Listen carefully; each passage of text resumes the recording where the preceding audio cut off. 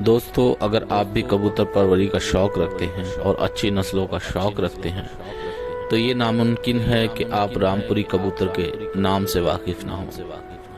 आज हम बात करेंगे रामपुरी कबूतर की हिस्ट्री की, कहां से ये कबूतर आए, किन किन घरानों में ये कबूतर रहे और किस घर से निकलकर ये कबूतर हिंदुस्तान के आम कबूतरबाजों की छतों तक पहुंच गए। दोस्तों, बात मुगलिया दौर की है, जब मुगल कुछ कबूतर ईरान से लाए थे। इन कबूतरों में मिकदार में कलसरे कल्दुमे कबूतर थे।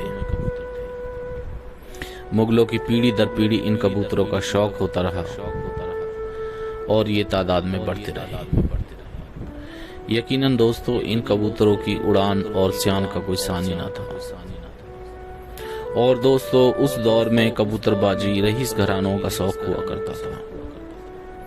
लेकिन जैसा खुदा को मंजूर था, जब हिंदुस्तान में मुगलों की सल्तनत का सूरज ढलने लगा तो उनका कबूतरबाजी का शौक भी उजाड़ होने लगा। सन 1800 के आसपास मुगलों ने ये कबूतर उठाकर अवध के नवाब सदत अली खां के वारिसों को सुपुर्द कर दिए।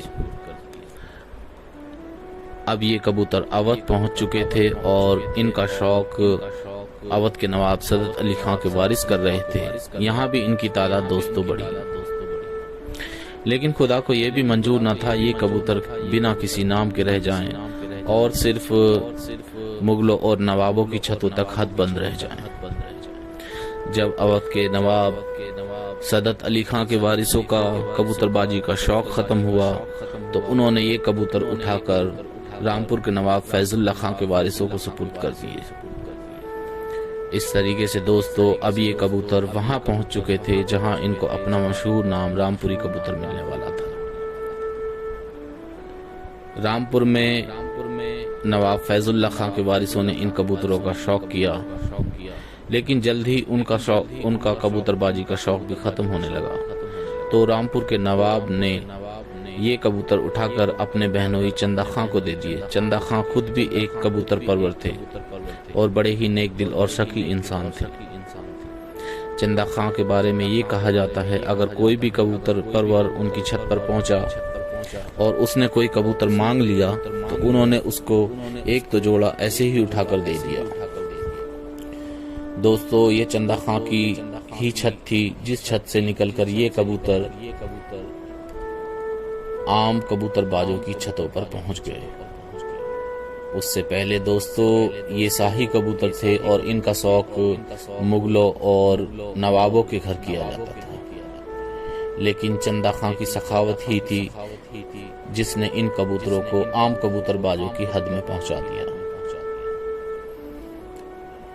इस तरीके से दोस्तों, ये रामपुरी कबूतर हिंदुस्तान के मुख्तलिफ हिस्सों में फैल गए। दोस्तों, रामपुरी कबूतर के बारे में एक किस्सा ये भी है कि पाकिस्तान के उस्ताद मरहूम मिस्त्री दीन के बाप दादा रामपुर से जो कबूतर ले गए थे, उनका इस्तेमाल उस्ताद मिस्त्री दीन ने अपने मशहूर टैडी कबूतर बनाने में किया था।